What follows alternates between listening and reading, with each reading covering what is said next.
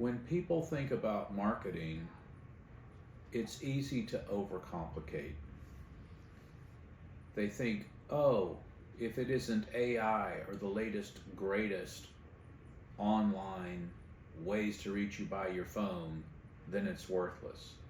The fact of the matter is that the vast majority of marketing to this day, and likely to remain well into the future, has nothing to do with your phone. It uses all of the other techniques, and that's what we're going to talk about for the next few minutes. Marketing is critically important because when you go to launch your product or try to sustain it long term, you've got to make sure that you're hitting the market correctly and you're not scaring your customers away to your competitors. So there's a lot of issues that come into play. And so having a good plan and then putting together a good mix of tactics is key. So what are those tactics? To keep things simple, I've grouped them into 5 buckets. First bucket is advertising. This is where you pay to control your message through somebody else's channel. Because you can control the message, you can also control what the content looks like, how the ad is designed, and so forth. However, you can't lie and make all sorts of false claims. And if your competitors find out, which is usually where the challenges come from, then you can be subjected to fines or penalties of a variety of sorts. So advertising is you saying the message. Now when you think about it for a moment, that can be persuasive, but most people know that it's advertising, they know that it's coming from you, and so sometimes that's less credible than some of the other sources out there. There are probably hundreds of advertising tools. Think of anywhere from an elevator to a billboard to a wherever you see a paid commercial, that would be advertising. Let's look at the list of some of these to see ones that are pretty common. Billboards, yard signs, brochures, booklets, directories, catalogs, display signs. You're in a store, you have an end cap and it has some sort of advertisement on it or a special. Packaging, both the inner and outer packaging can be advertisement, convincing you to buy that particular product. Point of purchase displays, this is where you're actually buying the product. Is it, if you have cookies, does the packaging look like the cookie, or does it look like milk spilling down, or something more creative to where it's displayed the cookies? You've got posters. Think of a movie poster. Think of posters in virtually anywhere you're going, inside buildings and so forth. Those could be advertising. Same thing with leaflets. These would be little pieces of paper or minor brochures that are given to you. You've got, of course, print, which are all the magazines, newspapers, flyers. You go to buy a car, they might have a brochure of something. That would all be print. And of course you've got broadcast. That would be your TV, your online streaming. All of that would be classified under that bucket. You could do reprints of ads. That's a huge one, where there's an ad and it's sent out. It could be symbols or logos. It could be a website that you're controlling, or even think about YouTube and all of the commercials that are played on there, either as part of the videos or that people actually include within their video so that you don't click out and skip through it. So long story short, advertising is a great tool that you pay for, and you can control where it goes and what it says, as long as you're not lying and as long as you're not swearing and a few other rules. So that's the big thing of this first tactic called advertising. The second big category is what we call sales promotion. Now the point of this is to get you excited to actually make a purchase right then and there. Think of Costco or Sam's Club. You're in there on a Saturday and they've got a little display and they've got some cheese or some crackers or something that they're trying out. And so what they're doing is saying, hey, take a taste of this. You say, oh, that's pretty good. I like that. All right, why don't you buy a couple packages of it? That would be an example of sales promotion. The whole point is to drive the sales, convince you to keep moving and going forward. Now, what do we know? There's a lot of people that I would call tire kickers. These are people that if they were buying a car, they'd come around and kick the tires. They'd say, oh, that's really a nice car. That's a nice piece of equipment. They have no interest in buying. They're just there wasting time. So that's one of the drawbacks of this, where a lot of people come through just want the free snack. They have no intention of buying. But it's still a pretty viable technique to get people to try things, and if they try it, they're more likely to buy it. So what are some of these tools that you could use? Here's a quick laundry list. Contests. You could have people sign up to participate for a chance to win a prize or an Amazon gift card or a free car or whatever the contest is. Same sort of thing with sweepstakes. Those are ways to get people to try the product. Continuity programs where somebody's tried something, maybe you want them to try a second piece or the next version of the product or an add-on or something like that. You give them a free trial, these sorts of things. Coupons would fall into this. Here's a $10 off coupon or a $20 off coupon. One of the things I've learned recently in the cannabis stores here in Pennsylvania, the state charges $50 for your medical marijuana card. Guess what? The cannabis stores give you a $50 coupon every time you activate one of those new cards. So what are they doing? They're trying to remove the barrier from trial. So that would be a sales promotion. You could do demonstrations or exhibits. Think of trade shows. They could be demonstrating a little product or a service.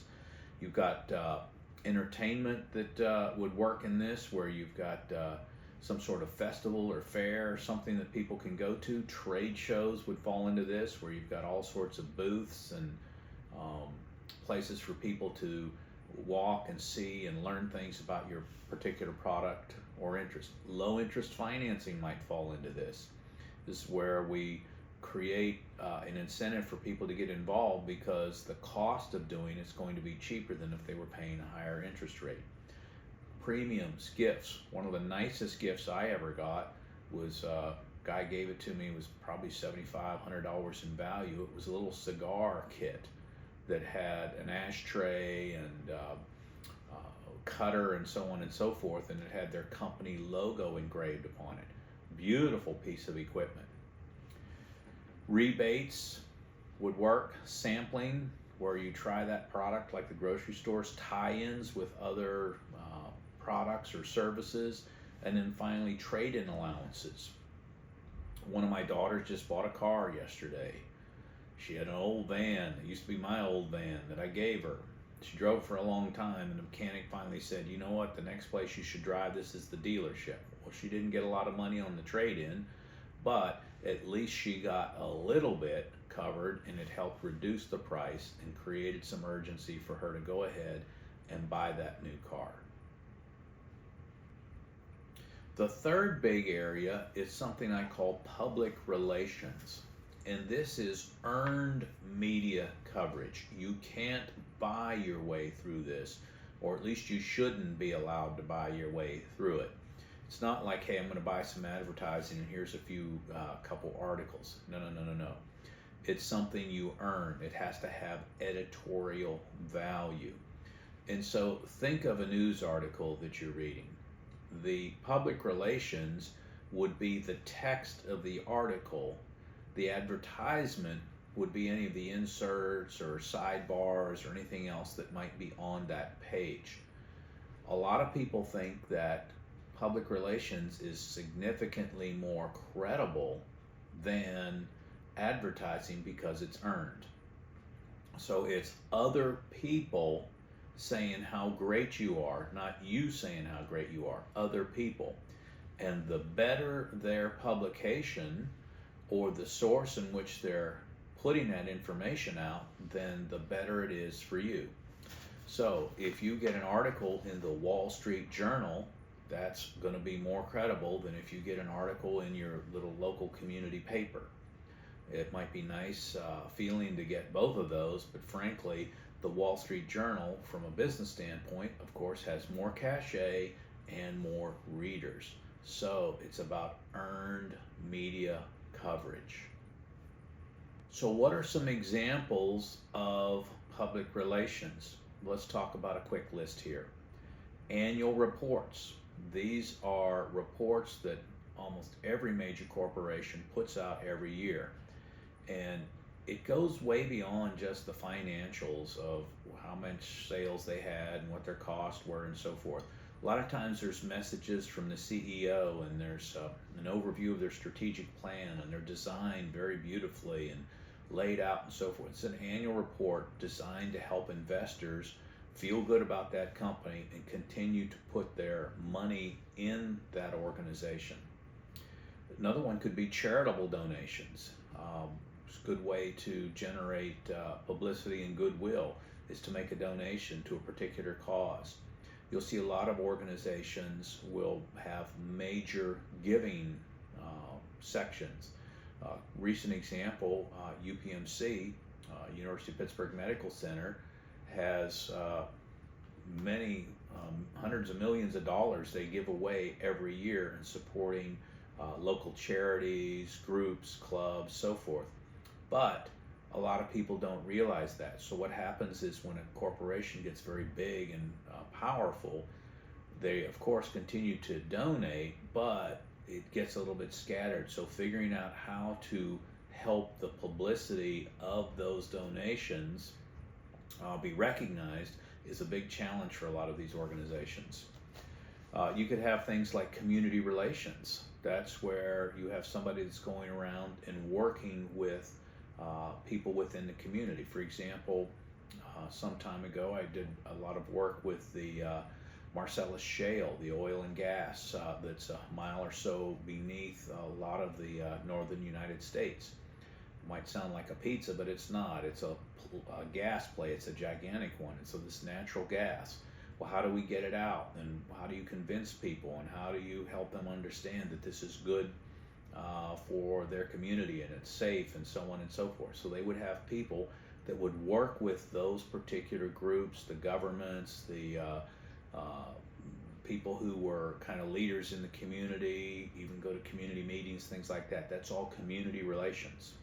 Another one would be a company magazine. You could have a beautiful magazine. One of the clients I worked for many years at the University of Pittsburgh was in the one of their departments, rehabilitation services, and they went through and so forth and decided, you know what, we're going to create a magazine, and it would feature all the different professors and all the research and all of that going on every year.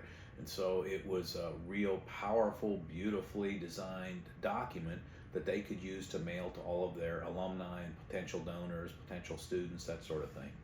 You could use events. We could have a big fundraiser, or we could have a scientific event, or whatever our event was. It was a good way to kind of get everybody together and get them thinking positively about our organization. Lobbying could be one of the things that's worked on and fits within this public relations. That's where you pay a firm or individuals to work with elected officials, usually at the state or federal level, where they go in and they make presentations and they talk to them and they try to find and sponsor legislation that's favorable to the company or industry in which you work. Media relations, of course, is a huge one. So how do all of these articles get placed in these different publications and so forth? It doesn't just happen. They have people that work on it. So these media folks will contact the potential reporters. They'll pitch a story. They'll help arrange interviews. They'll build a relationship with them over time so that these reporters start to rely on them. Hey, if this person calls or I get something from them, it's going to be a good story. In fact, if you go back and look at some of the publications from press releases, which is a write-up or a story written by the PR firm or the company, In a lot of publications, 75, 80, 90% of the text of the message that actually made it into the article was written by the company. The reporter might change a little bit. So the better they write that, the more it sounds like news, the greater chance it will be that they just leave it alone and don't change things. In fact, a reporter will have a lot of pressures on them, sometimes being expected to write 3 or 4 or even more articles per day. So they're going to have an hour or two to research a topic and write about it and get the publication out the door. So it's a lot of potential there. We have press kits, of course. What are those? Those are maybe the press release, some images that could be included, some other information about all of that. We've got actual publications. You could look at trade publications, magazines, that would all be public relations. Even seminars or speeches where you're out there giving a presentation of some sort or teaching a group of people about how to use your product or your service. And then finally, sponsorships. You'll see a lot of organizations sponsor community events, industry events. Maybe if you're in a trade association and got a big conference coming up, then you'll be the sponsor of a breakfast or a lunch, or even the entire event is one way to kind of get good publicity about your organization in front of the customers that you desire. So it's earned. You don't buy it outright. It's earned and influenced through typically one of these other channels. A fourth area is something I like to call direct marketing. This is where you try to reach your customer directly through email, mail, social media, a post, whatever it's going to be, directly versus indirectly through a publication, or just generally through advertising where they may or may not walk by or come across it in some fashion. The downside to this is that it can be distracting to people and they see it as junk email. Hey, it's easy to email 10,000, 20,000 people, great. But then they report it as spam or they block it and they don't think about it. So a lot of people build up inoculation toward this type of technique. So what are some of the techniques of direct marketing? There's a bunch of them. Again, a quick laundry list. Catalogs could work here, where you get a catalog and it has different types of shirts or clothing or office supplies, whatever it's going to be. You get a big catalog every time you buy something or it's sent to you on a regular basis. And the hope is that you will pick that up, page through it, and then go ahead and perhaps buy something. There could be other ones like electronic shopping when you're out there. There'd be a form or an advertisement come up there. What about this? Or what about an add-on? That again could be direct marketing towards you because you're already in there looking for something and then it adds another piece. Email. A lot of people see this as junk and they're trying to block it, but email is still a big piece where they're sending out information about ideas and topics every day. Believe it or not, some people still have a fax machine. Well, fax mail could be one of it, where you're sending out information. Here's a flyer or whatever. It's just another form of email. You could do things like LinkedIn messaging or other social media direct messaging, where you're actually trying to reach the person in their inbox with something. Believe it or not, mailings work. Every day at my office, I get catalogs, I get brochures. Of course, many of them I don't read, but once in a while I do. And of course, that still works, and the organizations are still seeing a return. So even if there's only a small fraction of the people that are using it, the cost to win a new customer is actually less than some of the other channels. So they're going to keep doing that, and you're going to keep seeing that. We all know about social media. That's a form of direct marketing when you're advertising something directly to somebody based on their preferences, their profile. Telemarketing, you get calls all of the time from this. Again, a lot of people are trying to block it with cell phones, unknown numbers, of course, getting easier to block. So that's becoming a more and more challenging type of way to interact with people, but again, it'd be considered direct marketing. Text messaging, I've already gotten 2 or 3 of these this morning. For whatever reason, I'm on some list and people send them to it, and during campaign seasons or political seasons, these are even more so. And so you find yourself getting bombarded from companies with offers and so forth. That'd be direct text messaging. TV shopping would work in this, where somebody's on a particular channel and we have jewelry or I don't know, some household item or something they're trying to sell. That would work there. And then finally, voicemail, calling and leaving you a voicemail about a particular offer and so forth.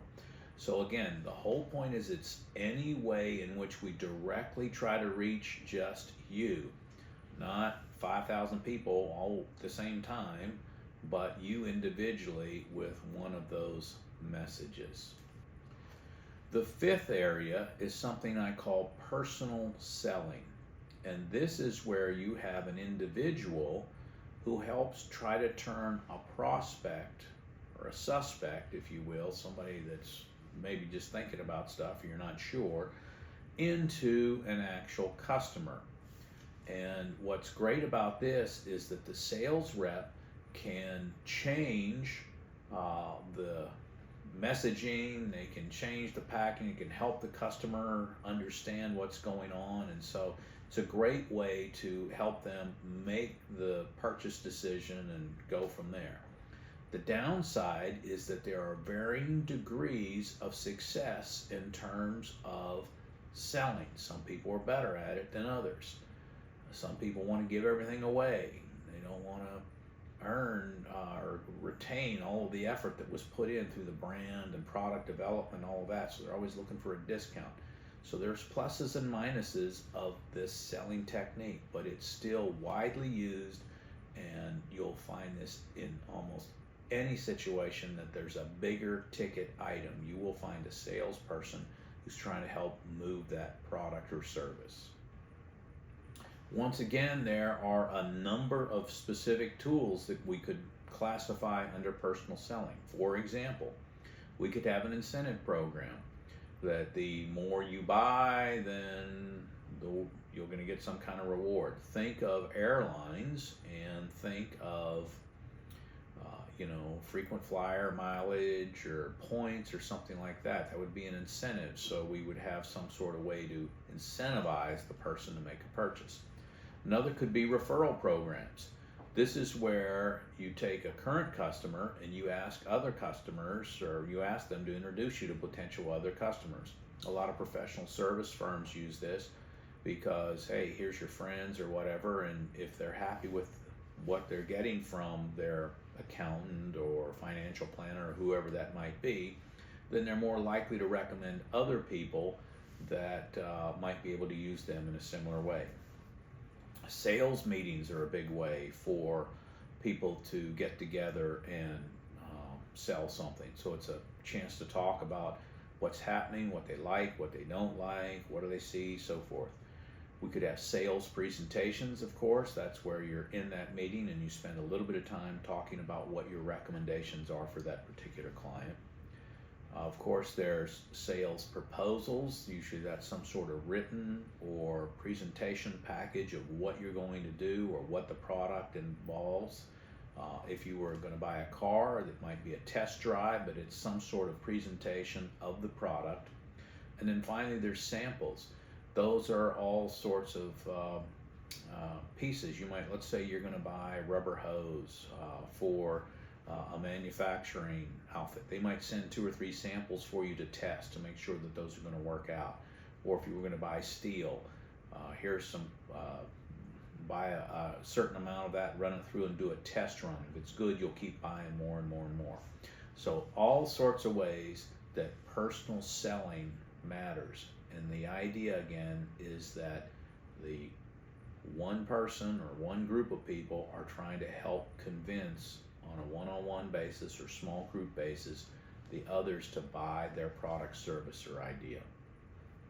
So, I hope you're starting to understand, even though artificial intelligence and social media and your phone is becoming more and more centralized, and everybody's trying to reach someone through the phone. There are still plenty of other ways to reach customers and are still being used, and they will not be going away anytime soon. So when you're getting ready to launch and then market and sustain your product, you have to think of a broader group or a broader mix of tactics, not just let me do social media or let me do images or advertisements through social media channels. It has to be broader than that, because people hang out in different places and you've got to be more creative about how you're going to reach them.